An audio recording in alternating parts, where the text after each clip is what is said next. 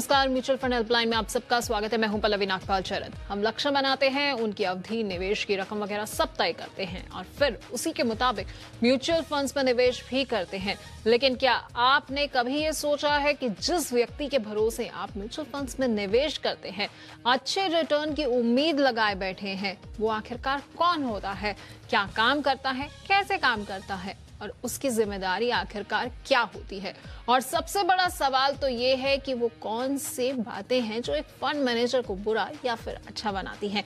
इन्हीं तमाम जानकारियों को देने के लिए हमारे साथ एक खास मेहमान जुड़ गए हैं। हमारे साथ investonline.in के फाउंडर अभिनव अंग्रीश जुड़ गए हैं। अभिनव जी, बहुत बहुत स्वागत है आपका। Thank you Pallavi. तो शो में चर्चा की शुरुआत करेंगे, लेकिन उससे पहले आप सबको बता देते हैं कि अगर आप भी हमारे शो का हिस्सा बनना चाहते हैं, अभिनव जी से अपने कुछ सवाल पूछना चाहते हैं, तो तरीका बेहद आसान है। ट्विटर और फेसबुक के जरिए आप हमसे सीधा जुड़ सकते हैं। इस वक्त हमारा शो दोनों प्लेटफॉर्म्स पर लाइव है, वहां पर आपको जाना है और कमेंट सेक्शन में अपने सवाल टाइप करने हैं। हम कोशिश करेंगे कि अगले आधे घंटे में आपके ज्यादा से ज्यादा सवालों को शो में शामिल कर पाएं।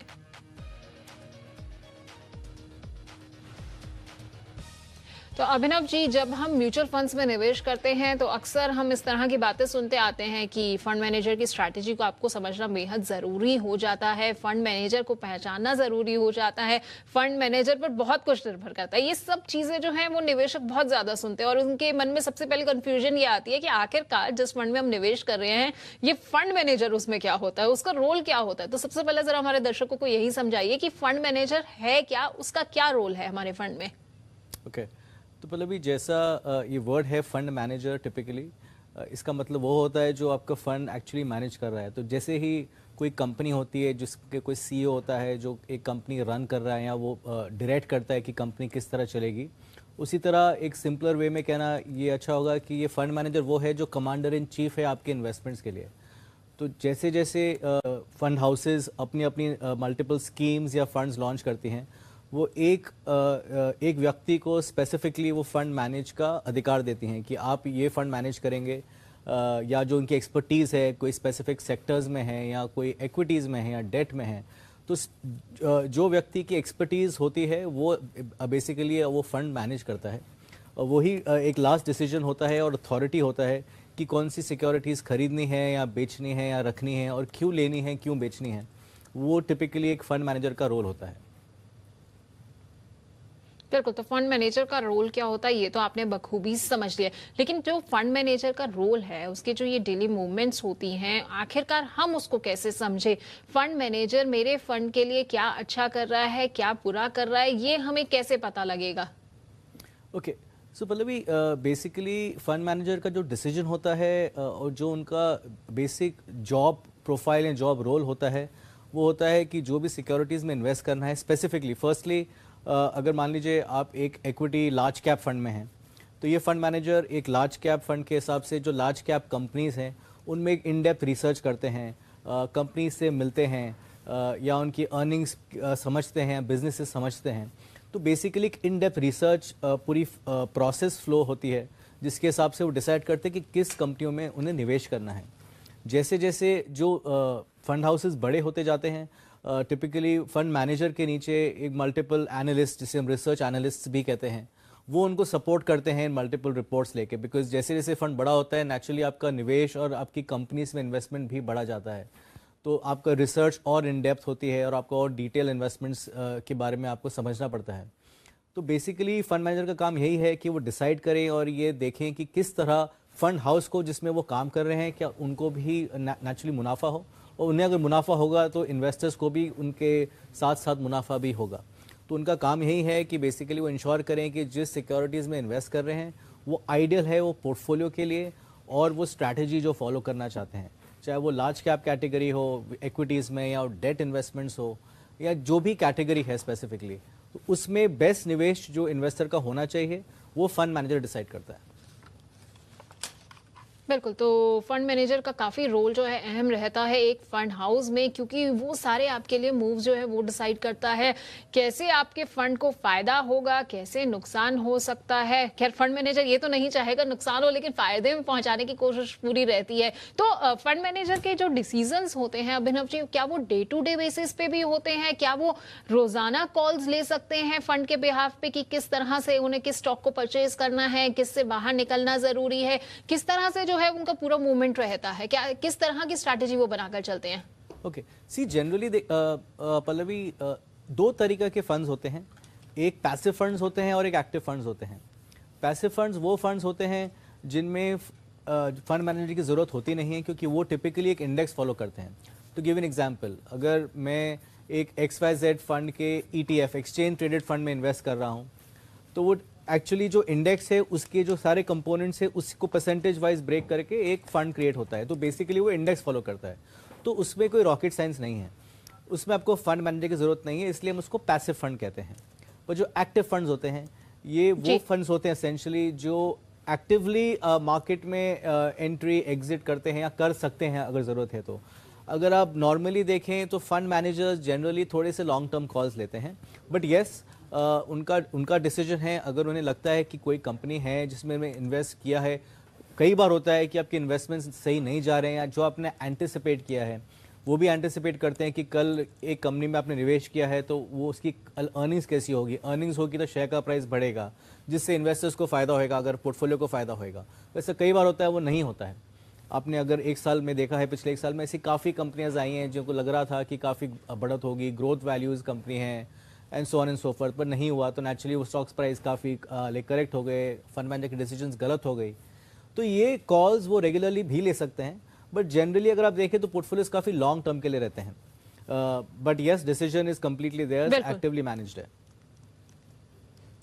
बिल्कुल, तो आपके पोर्टफोलियो में आखिरकार आपको कैसे फायदा पहुंचता है, ये काफी हद तक जो है एक फंड मैनेजर की स्ट्रैटेजी पर निर्भर करता है। खैर इस बीच में एक कॉलर हमारे साथ जुड़ गए हैं, उनके पास चलते हैं और उसके बाद अपनी चर्चा को आगे बढ़ाएंगे। हमारे साथ अरुण माथुर जुड़े हैं। अरुण जी, बहुत बहुत स्वागत है आपका जी बिजनेस पर। कहाँ से बोल रहे हैं आप?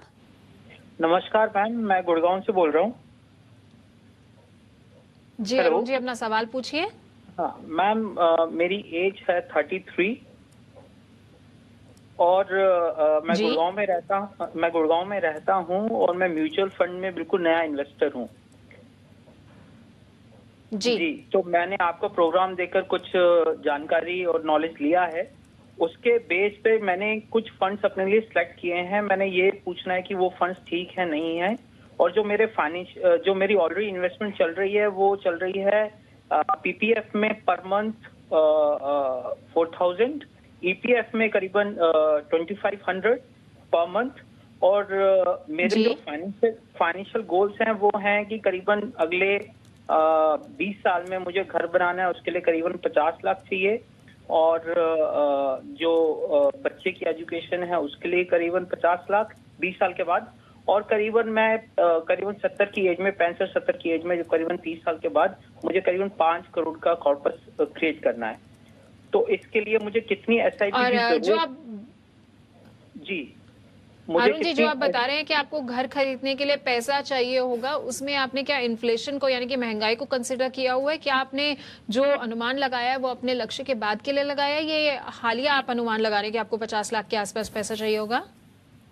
मैम, मैंने इसमें मतलब करेक्ट इन्फ्लेशन को तो नहीं जोड़ा, लेकिन मुझे लगता है कि अगले 50 लाख के अंदर मेरा हो जाना चाहिए, मतलब एक छोटा सा 2 BHK 3 BHK या। तो मैम इसके लिए मुझे तो कुछ फंड क्या सलाह देना चाहेंगे? अरुण जी, पहले तो मैं आपको मुबारकबाद देना जैसा कि इन्होंने बताया कि आपने इतनी अर्ली एज में आपने अपने रिटायरमेंट तक के 70 साल की उम्र तक आपने काफ़ी डिटेल प्लानिंग करी है। काफ़ी अच्छी बात है। जनरली इन्वेस्टर्स इतना नहीं डीपली सोचते जितना आपने सोचा है, विच इज़ ग्रेट। हाउएवर, जो इन्फ्लेशन का सवाल पल्लवी ने रेस किया था वो काफ़ी सही सवाल है, क्योंकि देखिए आज आप 33 साल की उम्र है और आप प्लान कर रहे हैं कि अब 70 साल में रिटायर होंगे, तो वो 37 साल बाद जो पैसे की वैल्यू होगी, वो 50 लाख रुपए की जो वैल्यू होगी उस time, you will be surprise to know कि उस समय शायद 10 लाख रुपए की भी वैल्यू नहीं होगी आज के हिसाब से। तो आपको इन्फ्लेशन अकाउंट करना बहुत इंपॉर्टेंट है। और टिपिकली इन्वेस्टर्स ये भूल जाते हैं कि महंगाई हर साल बढ़ती ही जा रही है। इसलिए मैं रिकमेंड करूँगा आप प्लीज़ इन्फ्लेशन कंसिडर करें।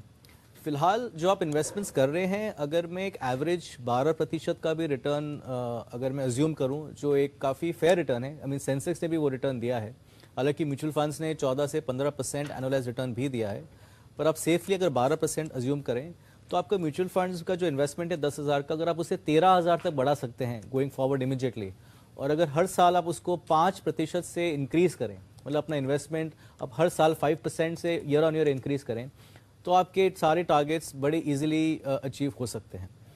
वंस अगेन स्ट्रॉन्ग रिकमेंडेशन कि आप इन्फ्लेशन को प्लीज़ कंसिडर करें अपने सारे गोल्स को अचीव करने के लिए। बिल्कुल, तो ये बहुत अहम पॉइंट है जो अभिनव जी ने भी बोला है कि इन्फ्लेशन को कंसिडर करना आपके लिए काफ़ी अहम हो जाता है, क्योंकि कहीं ऐसा ना हो कि आप पूरी प्लानिंग तो कर लें और उसके बाद पूरी प्लानिंग धरी की धरी रह जाए, जब आपको ये पता लगे कि जिस अमाउंट को आपने कंसिडर किया था उससे बहुत ज़्यादा जो है अब आपको टारगेट हासिल करने के लिए चाहिए। खैर, एक और सवाल भी शामिल कर लेते हैं जो हमारे पास इस वक्त ईमेल के जरिए आया हुआ है अखिल का। अखिल चतुर्वेदी बताते हैं कि इनकी उम्र जो है 29 साल है और म्यूचुअल फंड्स में ये 5,000 रुपए का मासिक निवेश कर रहे हैं। ये बता रहे हैं कि ये अपने निवेश में हर साल जो है 10% की बढ़ोतरी कर सकते हैं और इन्हें 20 साल के अंदर 50 लाख रुपए चाहिए। फिलहाल मैं आपको इनके फंड्स बता देती हूँ जो इन्होंने हमें भेजे हुए हैं। SBI का ब्लू चिप है, HDFC hybrid equity, Motilal Oswal multi cap 35 और NPS में भी जो है इनका निवेश चल रहा है। तो क्या सलाह देंगे आप इनके पोर्टफोलियो पर? अच्छी बात तो ये है कि 29 साल की उम्र है, प्लानिंग इनकी हो चुकी है, हालांकि इन्होंने बाकी अपने लक्ष्यों का जिक्र नहीं किया, बस एक ये बताया हुआ है कि 20 साल में इन्हें 50 लाख रुपए चाहिए। सो पल्लवी, टारगेट अच्छा है, पीरियड इनके फेवर में है। अगर आपके पास इतना लंबा समय है इन्वेस्ट करने के लिए और आपने डिसाइड किया है कि आप 20 साल तक कंटिन्यूसली इन्वेस्ट करेंगे, तो आपको एक हाइब्रिड फंड कैटेगरी में इन्वेस्टेड रहने की ज़रूरत नहीं है, बिकॉज ये टिपिकली इक्विटी और डेट का इन्वेस्टमेंट मिक्स है, तो थोड़ा सा कंपेरेटिवली कंजर्वेटिव होता है कि इक्विटी फंड की तरफ। इनके पास एक लार्ज कैप और मल्टी कैप इन्वेस्टमेंट है, तो मेरा स्ट्रॉन्ग रिकमेंडेशन रहेगा कि ये एक मिड या स्मॉल कैप कैटेगरी में ज़रूर इन्वेस्ट करें, बिकॉज आप वैसे भी SIP ही कर रहे हैं, तो आपकी एवरेजिंग के हिसाब से आपको डेफिनेटली लॉन्ग टर्म में काफ़ी फ़ायदा होगा। अगर आप एक्सिस स्मॉल कैप फंड में इन्वेस्ट करें तो मेरे ख्याल से आपको ये फंड अपने पोर्टफोलियो में ऐड कर लें और HDFC हाइब्रिड एग्जिट कर लें। बेसिकली हाइब्रिड कैटेगरी आपको नहीं रहना चाहिए। और एक आप कोटक इमर्जिंग इक्विटी फंड भी आप चूज़ कर सकते हैं। आप इन फंड्स में इन्वेस्ट करें तो जो अल्फा जिसको हम बोलते हैं कि जो जनरली मार्केट से जो ज़्यादा रिटर्न जनरेट कर सकता है, because mid and small cap है और पीरियड आपको फेवर कर रहा है, तो आपका पोर्टफोलियो का रिटर्न भी अच्छा होगा और आपके गोल्स भी आसानी से अचीव हो सकते हैं।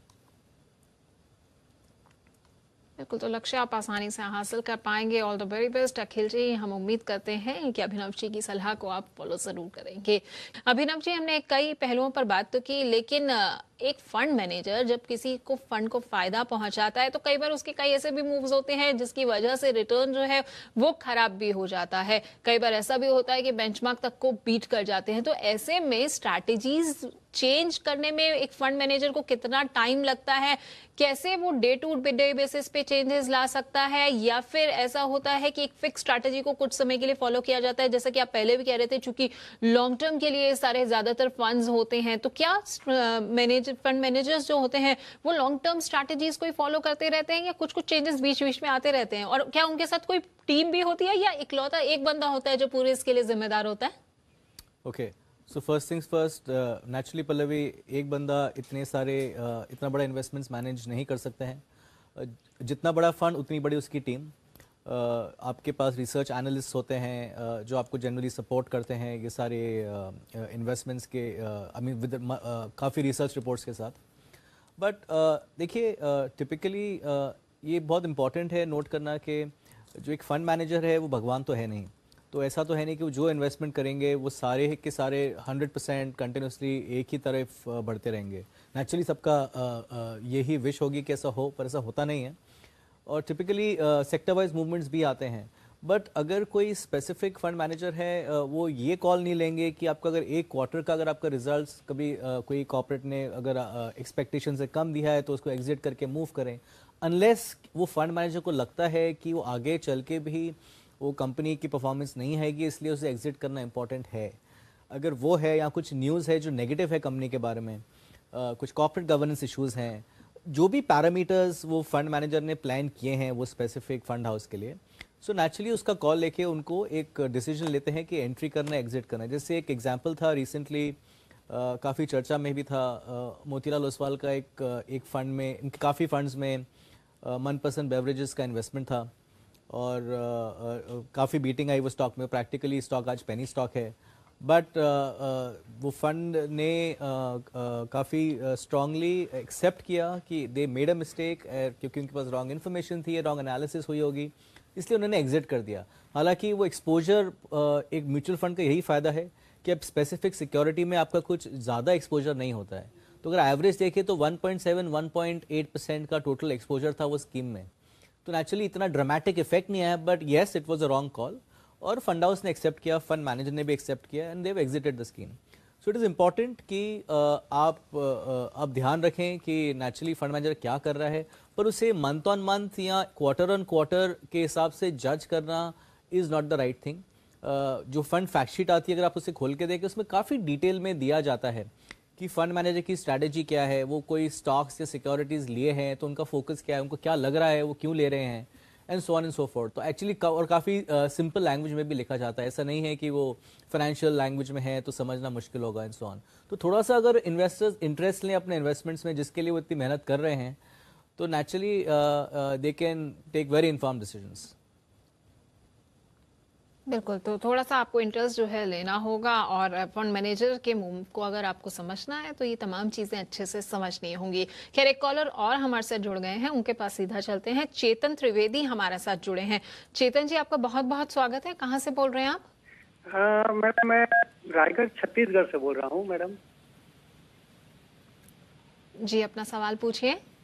मैडम, मेरा एक क्वेश्चन ये था कि मेरे पास अभी नेक्स्ट ईयर राउंड अबाउट अप्रैल के आसपास एक कॉर्पोरस आने वाला है 8 लाख के आसपास।